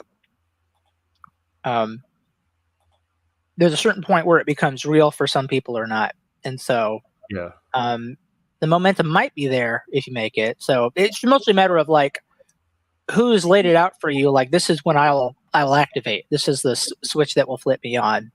You know, like when I first talked about the general idea of starting a charity based on the IDW, you know, people were a lot more lukewarm at that point. When it actually got formed, when we actually had 501c3 status, you know, when we actually initially started getting things done, you know, more people began to get warmer. And then some people who might have been ice cold are now lukewarm to it. And so it's like one of those things where now in your case, it might just be that there's not much interest at the time and we'd have to wait for the momentum. I don't know what else you could really do if you make a post and people don't respond to it. Yeah. Only thing I could think is like, hey, you just want to hang out and then see if that happens. And if it doesn't end up being well attended, then at least you had a good time. But that's the only other thing I could think of. Well, maybe I'll wait for the thing in December and try again next year. Might be better once in some ways when the chapters are actually part of the bylaws at that point. Yeah. So I'm not giving up on it, but I have to do it when there's something there to work with. Well, as I'm sure you know, like you definitely don't want to do it when you know it's going to fail, and then you're just angry when you go through with it anyway, and you don't get what you want. Like when I started my meetup, it was just me at first, and I would put meetups at different locations, like coffee shop or restaurant or whatever, for people that were interested, and I'd go sit there by myself for like 3 or 4 times before one person finally showed up, and then 2 more people showed up, and then more people started showing up after that. And then once we got like a critical mass of 6 or 7 people, then we could start doing actual events outside of just meeting in coffee shop. What you could do is maybe host like a weekly chat, or maybe not weekly, but a regular chat for folks in the area. And then maybe if they get in the teleconference, they'll be more likely to show up to something in person that actually That's not a bad idea at all. Like a local IDW Zoom. Yeah. With something like this, we got to think what's the interval step that we haven't considered, I guess. Yeah. I don't know why I didn't think of that. I've been Zooming for the last 3 or 4 years. That's all I've been doing. I don't know why I didn't think of it. It's because I put chapter in your head, so you thought chapter. And I went into meetup mode. I went into in person. I incepted you too well. Which I'm trying to do a hybrid community anyway. So, I mean, part of the benefit is that once a chapter is met, I think I've only put in the draft amendment so far that I think I put quarterly is how often a chapter would have to meet. So a lot of things could be conducted online or electronically once the actual chartering process is done. It's just getting through that initial hurdle of having people show up. Maybe something else that might help would be to introduce like some sort of entertainment type element or something like that. Some degree of like some small degree of catering. It might have to cost some money a little bit, but you can entice a lot of people with free donuts sometimes. Some people are a lot more likely to show up to something if they know that if there's like some kind of incentive to go beyond just like the thing itself, and then once they go to one, they might keep coming. That would be a way to grow it, but I'm not bribing people to start one if the interest is not there. Like I'm very incentivized by intrinsic motivation, and I find those are the people with the passion and the drive to make something successful anyway. Sure. So normally I'll go out of my way to. Well, at the same time, though, I think it's more than that. Though I think that when people see that someone's willing to invest something financially into a thing, I think they're more likely to take it seriously. You're probably right, but I've done this before. Like, okay, well, you have and I haven't, so I will definitely take your word on that. I'm not trying to. It's just finding I'm not trying to tell anybody what's up. It's finding the people that are interested, and online, like a Zoom or something, might be a good. Yeah, there's a degree to which you're right, Chris. It's similar to what I was saying to Jeff about how, there's a certain point when it becomes real to somebody, and then they can get on board. But at the same time, like Jeff was saying, like intrinsic motivation is important. Not everybody in the world has that to the same degree, and some will really never have it. Some people, the way they function is basically just a constant series of social pressures goading them into action. I'm sure we've all met at least one person, like you can't get them to do anything unless you give them misery over it. And then there are some people who just get up and they look for things to do, and they can't be content being lazy. If their like day is just to lay around and take it easy, they'll become anxious, and those are the people we want to find. I that used to be me, and like starting to be me a little bit more here again recently, just because I've got my ADHD meds, but like with the vertigo and everything, making it, which I kind of have to be careful, because like I really feel really motivated to get up and do things now. And it, like I said, like the trade-off seems to be that like my vertigo is a lot more intense now. So like I keep like having these really dramatic like shifts in balance, like where I feel like like I said, like I was walking in the hallway there, and I felt like the hallway like went like this. It felt like the hallway just like went down like that, and I stumbled almost all the way to the end, and I caught myself in the door. So like I mean, I've got to be more careful, but at the same time I feel my motivation and my overall energy levels coming back a lot. So I know, but man, when I first got this started happening, and I had the first couple of like stumbles and falls and stuff like that, and I realized that like I couldn't just like get up and do stuff like I could anymore until like I got this under control. Like my anxiety levels were just through the fucking roof, because I couldn't do anything really, and I was just sitting there, and every time I tried to get up and do something, I'd end up like falling and hurting myself. And so yeah, at one point I dislocated my shoulder like really badly. Like I couldn't move this arm. This arm was just like dead. And I didn't know what to do, because I was like, yeah, I fell like and like recently? And just like, oh, this happened like it was at the beginning of the vertigo, like right after. It was because like I kept trying to get up and do things that I shouldn't be doing whenever I was so dizzy, and I fell really hard into like a corner of a doorway, and then onto the ground, and my shoulder was just like, and so I wasn't really sure what to do, because I had my insurance had run out, and I knew like we were really poor, and I couldn't really, and Lindsay was in her state that she was in, so I couldn't have her drive, and I really couldn't drive very well like that. And so I was like, well, maybe it'll pop back into place. It finally did. I should have gone to the hospital, but I was also, like I said, not having my antidepressants, not having any of my medication, everything put me in a really weird mental space for a long time. I was very, very anxious and very, very depressed, and very like, well, I guess my arm doesn't work now. I got a sling on Amazon. I bought a sling on Amazon, and just like, well, like I just have a sling now. And then one night I went to sleep, and I guess I rolled on it the right way, and I woke up, my arm worked again, and that was kind of like a miracle. But like, yeah, for like a month I was like in a sling with I had no right arm.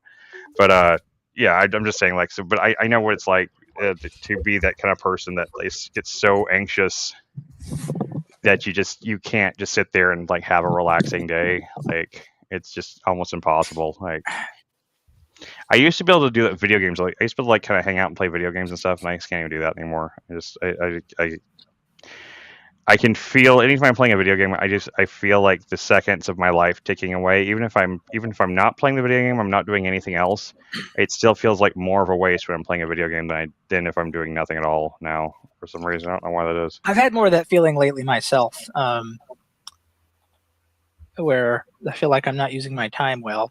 Which is it after leaving your job?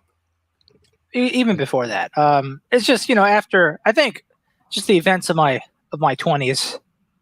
I kind of felt like a lot of things were wasted. It's one of those things where really nothing went the way I wanted, and the only thing I really got out of it was wisdom, I guess. Which I guess is better than some people. Some people just fail in early adulthood and then learn nothing from it, and then they fail in middle adulthood and late adulthood. And so at least I was able to learn my lessons while young. And so I like video games. Like, I'm a gamer. Like, I grew up spending most of my free time playing video games. And if I wasn't playing video games, I spent a lot of time like talking about video games with people or whatever, like on forums and things. It was a big part of my interest. And even now, like, if I don't play video games, like a lot of what I do is I watch content related to video games. Like, I don't watch normal TV really much. I don't like most normal TV or movies. I do that too. I watch a lot of video game like YouTube content, even though I don't play games anymore. I still watch a lot of YouTube content. I look at all the stuff on Netflix, and I'm like, okay, some of this stuff here is probably really good and unique, but most of the stuff is the same. This new sitcom is the same as the new sitcom 10 years ago, and it's the same as a new sitcom 10 years before that. And it's just all like a copy of the same thing, except I guess they have racially diverse casts now. It goes back further than that, all the way to Greek comedy. That's comedy. Mm-hmm. I mean, there are very few like truly authentic things out there. If I actually do end up watching a movie or a show, I watch something older that I might have already seen before that I like. So like last November, like October, November, I binge watched Home Improvement, which I hadn't seen since it went off the air when I was in like first or second grade. And that was a really good sitcom, and I liked it. I generally liked it as a kid, and so much as I generally liked things with Tim Allen as a kid because I thought Tim Allen was funny. He was Buzz Lightyear and stuff. But as an adult, I liked it. Plus, the humor in there is something that you could not really do today in a ABC Family sitcom. There's Home Improvement, and then there's Modern Family. Totally different types of shows.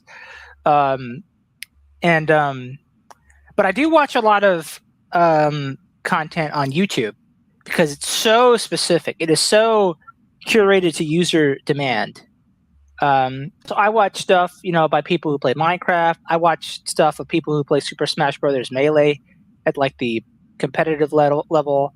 And then I see people do analyses of these things, explaining how the games work, how this informs certain strategies for certain game modes. And it's just fascinating, the depth that goes into it. And there is so much tender care and love put into that content than so many of these shows that are just, they're based on scripts that are approved by some kind of committee, and that did well with focus groups and not based on, do we really love what we're making? Mm-hmm. Yeah, I find myself watching more YouTube than anything else too. There's hardly anything on TV that catches my attention anymore. I've been like that for a while. I used to at least torrent or download like the TV shows I was interested in, but there haven't been many. I think the last show I really got into that I was really interested in, like recent ones, was like The Good Place, Mr. Robot, The Good Place. A few shows that caught the last time I tried to watch this awful show called Rabbit Hole that had Kiefer Sutherland in it. God, that show was terrible. I tried to watch it too. I watched like 5 minutes of it. It was a great show. It was 24. I watched 24 was good. I did watch the first season of 24. That's the only good one, really. The rest of them were okay. But the rest ones are good, but they'll just never quite have that coup de force that was season 1. Yeah. It's kind of like that. Didn't they try to keep going with that show Prison Break? And once the Prison Break kind of happened, it was like kind of seemed like why we're still doing the show. That's another thing too. Is I respect shows that stick to their concept and end when they're done. So like, I like to watch some like kid shows that actually happen to be good. Like the kid shows that are written knowing that the parents are going to be having to watch these shows with their kids. And or maybe the kind of the older end of a young audience. And there was a show on the Disney Channel that ran like 10 years ago called Gravity Falls. I love Gravity Falls. Gravity Falls. Incredibly hilarious. Better written than most like late night comedy shows and stuff. Oh yeah, definitely. Yeah. And what I really liked about that show is while I was, bothered in a way that it only lasted 2 seasons and then it was done, the concept of the show is, 2 fraternal twins, a brother and a sister, go visit their uncle during the summer, and have a bunch of wacky adventures in the paranormal events of the town. And once the summer ends, they go back and it's over. And they didn't beat it to death. They are actually bringing it. Check this is it's my wife's, not mine. But see, this is how much we like Gravity Falls in the house. See. Oh wow. It's a Gravity Falls sweater. It's got Mabel and a dog thing. I don't really recognize the dog, but anyway, it's anyway. I knew it was sitting here somewhere. Nice. Yeah, no, Gravity Falls. My daughter loved it too. We used to watch. Me and Clover watched it together every time it came on. Of course, like it was really hard to figure out when it came on because it was like so. Took them forever. That 2 seasons took 5 years to come out. So when it ended, it had a brilliant, great ending to it and everything. It was a really well made show. Yeah, the main guy behind it was good friends with Justin Roiland too. That's the first. I think that's a real. I can't believe like what they did to that guy. Like so off of accusations that got completely dropped, and he lost everything. They've dropped that. He's like, yeah, no, the lawsuit against him, it all got dropped. Yeah, they way back before, and they fired him from every one of his shows. He's like persona non grata in all of Hollywood now. No one will take his calls apparently. Oh my god! Yeah, 2023. This year, I didn't know about this. I would have kept up because this was like when it came out, it was crazy, and I even saw like the screenshots and things. And I'm like, oh my god, this looks awful. And now I'm seeing that they were dismissed due to insufficient evidence. Yeah. Oh my goodness. And not one of his companies and not one company apologized to him or tried to make any kind of amends or something. They fired him back as soon as the accusations came out before anything was proven, and they just left it like that. So I'm gonna apply some nuance here, but here's what my understanding of what happened then. So, I think the backlash against Justin Roiland was so severe because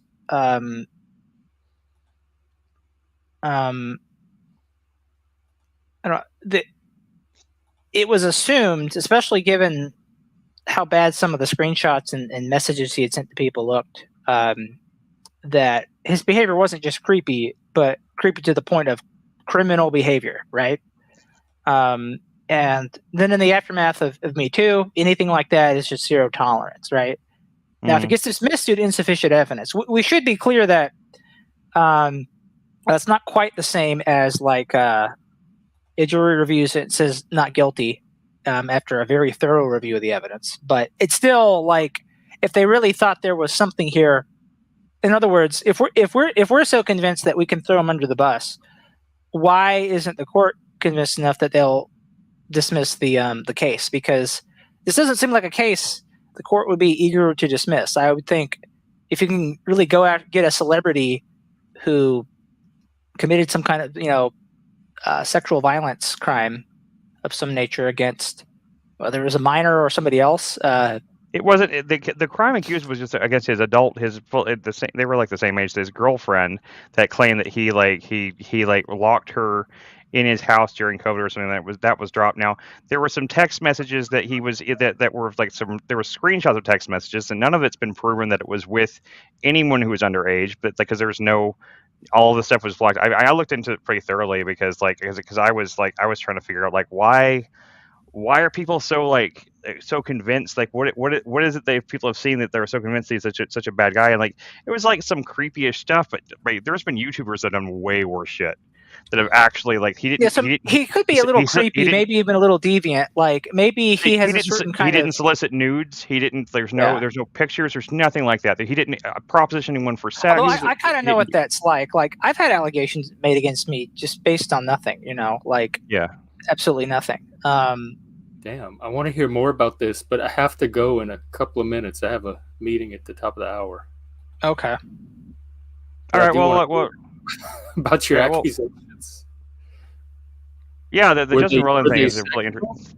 It's well, I mean, like they were sexual-ish. I don't know. Like it was more like they were kind of weird, creepy stuff he said. But it was like he had Joe. Like he said he had accusations. Oh, Joe.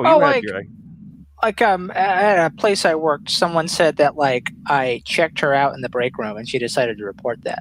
Oh, and I'm like, I've had that too. And it's like, so what? I checked her out while she was standing in front of me in the coffee machine, and I was looking at her, waiting for her to move along, and maybe she thought I was checking her out because she just tended to dress skimpy. I mean, But even if you did, checking somebody out is like, I'm sorry, that's not. And also, it's when you accuse someone of checking you out, the assumption is that like you went up to them, like the way that they're going to take it, and is that you went up to them and you were like, like leering at them, just all up in their face. That check them out like at a grocery checker kind of. So you pick them up and put them across the scanner, right? Or like if I glance my eyes and then I got accused of mansplaining and things like so. Nothing like really severe, but it's just sort of like none of those things are illegal. None of those things are illegal, but like if you want to stir things up at the office, if you want to, if you want chaos to be a ladder. Well, someone told me about a job where you can only make eye contact for a certain amount of seconds. If you made it over 5 seconds or something, then that was considered harassment. I think that's one of those. It's one of those. No, it's not D. One of those programs, those post Me Too programs that they went around to. They had consultants go around to. I think that's part of the curriculum and one of those things they've implemented into several corporate cultures now. So this is part of why I ultimately just sort of said fuck it and decided to go forward with making a charitable organization that I started is because I'd rather risk total abject poverty, doing something well and right and ethically than be subject to that or be subject to a system of incentives where I'm tempted to throw people into the bus similarly. Which a lot of workplaces, like I would dare to say the mainstream workplace today operates like that. So I left the workforce too. I'm not going anywhere near it. Yeah. So I end up living in my car again. I mean, so what? At this point, I know what I've lived in my car before. I've had gainful employment before. And I know the context in which I find certain things acceptable or not acceptable. And I'm willing to, take risks based on that. I think that's very based. Thank you. Okay, I got to run. We'll be back tomorrow. We're doing our movie tomorrow evening. And then what movie is it? I don't know. We haven't picked it yet. But okay. Well, I don't really have any plans tomorrow, so I'll be there. I need to network better. I usually post it in Paul's Discord, so we go there, and I can message you. Yeah, we'll figure one out on Discord later, and we'll message out to everybody. Okay. See you. Nice. Thanks for coming on, Joe. Appreciate it. Yeah. See you guys. Thanks for coming on. Take care. All right, I'll play us out a little bit. All right. Gotta run. All right, later, man. Have a good night.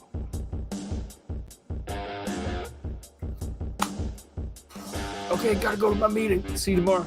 Bye.